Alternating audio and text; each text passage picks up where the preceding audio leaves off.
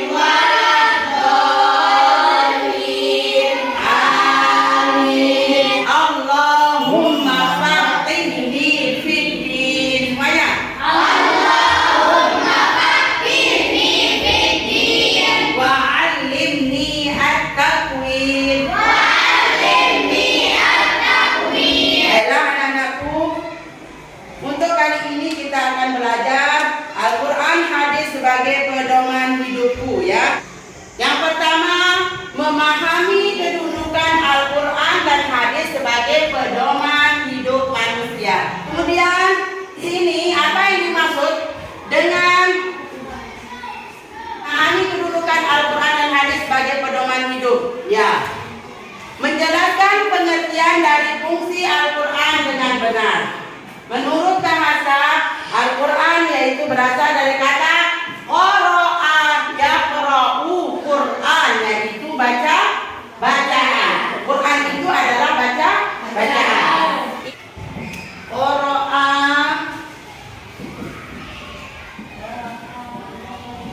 yaqra'u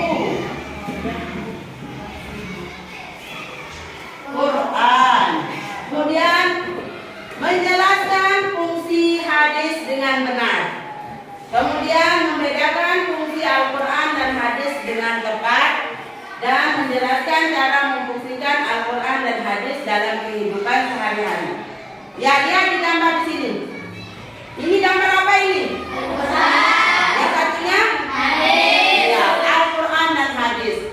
Hadis dan Al-Quran itu adalah sebagai pedoman hidup kita. Kalau di kehidupan kita sehari-hari kita tidak mengetahui hukum dari sesuatu yang dilakukan, terutama di lingkungan kita ya. Misalnya sekarang kalian sudah kelas 7 ya.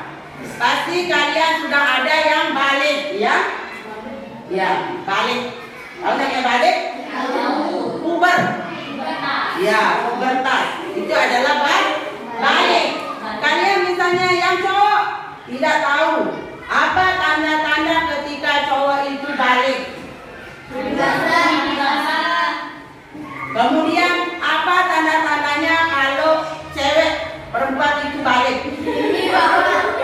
Ya, kalau kalian tidak tahu, bisa kalian cari di dalam Al-Quran dan hadis. Hukum apa di dalam kehidupan kita sehari-hari sudah ada di dalam Al-Quran dan hadis. Kemudian yang perempuan, apa tanda-tandanya kalau balik? Iya, salah satunya yaitu haid. Kemudian kita akan belajar tentang pengertian Al-Quran. Al-Quran merupakan wahyu Allah yang menjadi mukjizat terbesar pada Nabi siapa?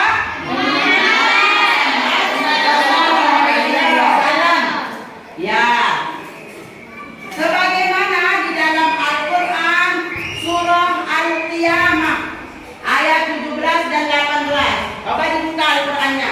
Di sana ayat 7 dan ayat 17 dan 18 disebutkan, demikian Ibu akan bacakan. A'udzu billahi minasyaitonir rajim. Bismillahirrahmanirrahim. Inna 'alaina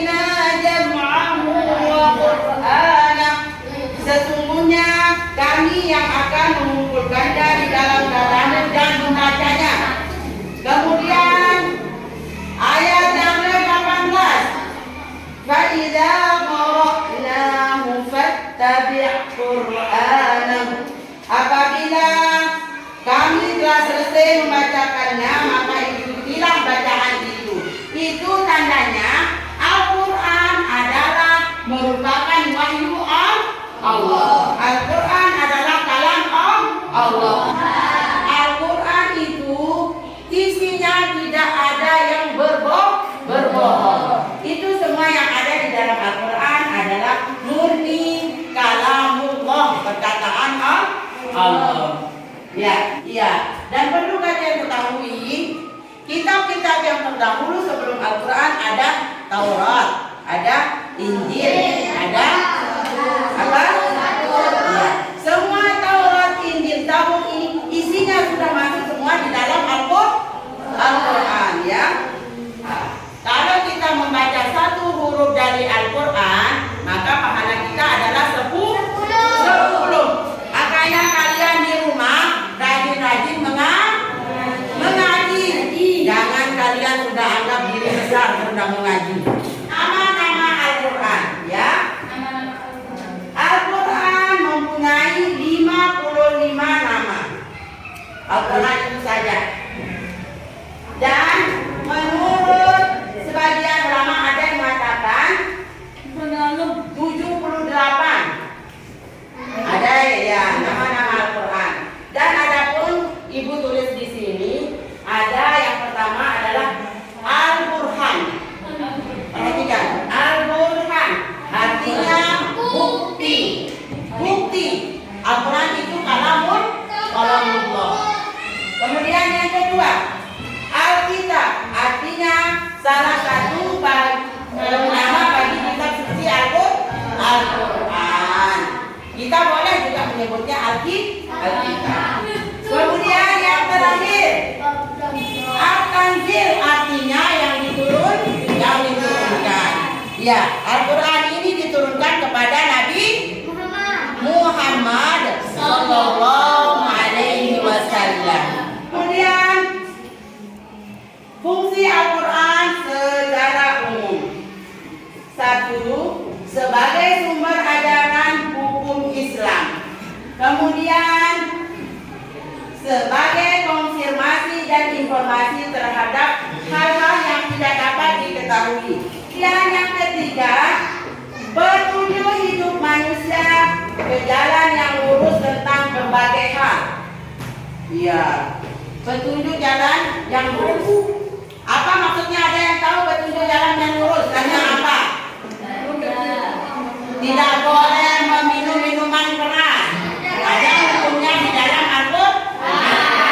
Sebagai pengontrol dan pengoreksi terhadap ajaran-ajaran masa lalu, yaitu Injil, Zabur, dan Taurat. Seperti ibu bilang tadi, apa yang ada di dalam Injil, apa yang ada di dalam Zabur, apa yang ada di dalam Taurat, semua sudah masuk di dalam Al-Quran. Paham anak-anakku?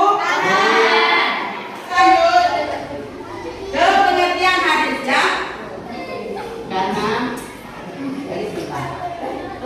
hadis menurut bahasa Arab yaitu artinya apa? Baru, mudah, cerita, dan riwayat dari Nabi Muhammad SAW. Kita menjadikan contoh Rasulullah itu dalam kehidupannya, perkataannya, perbuatannya, hatiwannya, semua itu adalah kita sebagai contoh kita, ya. Kemudian ada ulama usul ialah hadis itu ialah segala perkataan Nabi Muhammad sallallahu alaihi wasallam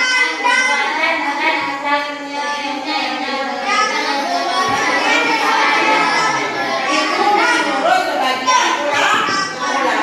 Segala perkataan Nabi Muhammad, perbuatan, takrir yang berkaitan dengan hukum syarak dan ketetapannya itu merupakan hadis. Satu orang coba yoga. Ya ada yang baca. Hadis yang disandarkan kepada Nabi Muhammad Sallallahu Alaihi Wasallam berupa perkataan, perbuatan, takrir maupun sifat beliau. Memiliki 3 bagian yaitu sanad. Sanad adalah silsilah orang-orang yang menghubungkan kepada menentukan hadis. Matan. B. Matan. Matan adalah perkataan yang disebut pada akhir sanad. C. Rawi. Rawi adalah orang-orang yang menerima hadis kemudian mengumpulkannya dalam satu kitab.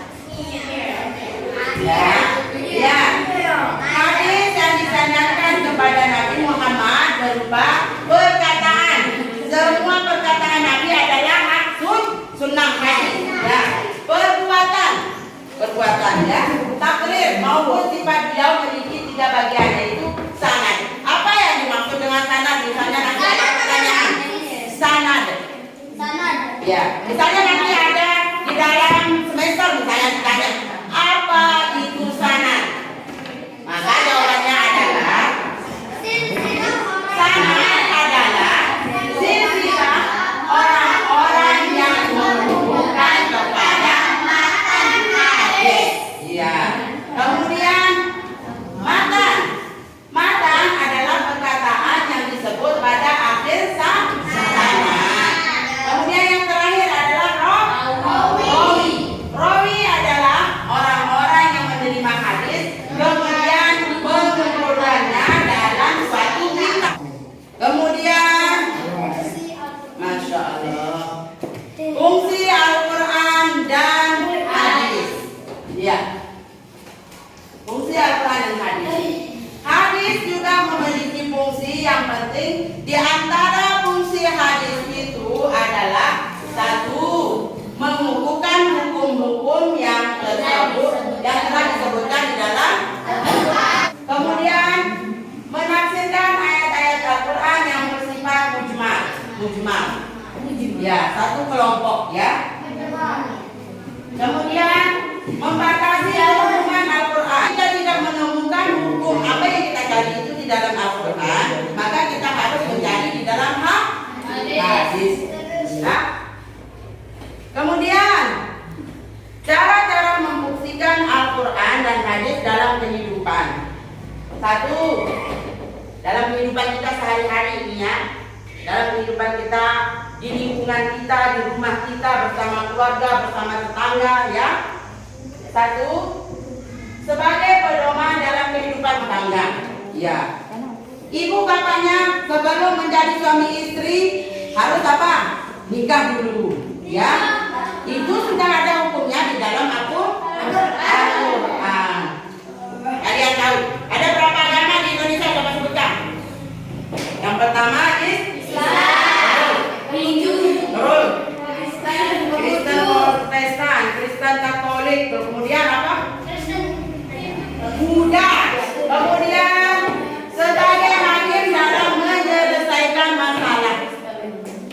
Apabila kita tidak tahu hukum dari apa yang kita lakukan, misalnya keluarganya, sanak saudaranya, maka kita mencari hukumnya di dalam Al-Quran dan hadis.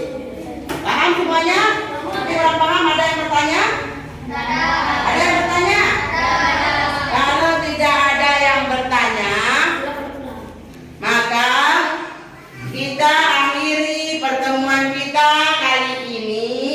Semoga Allah memberikan ilmu yang bermanfaat ya.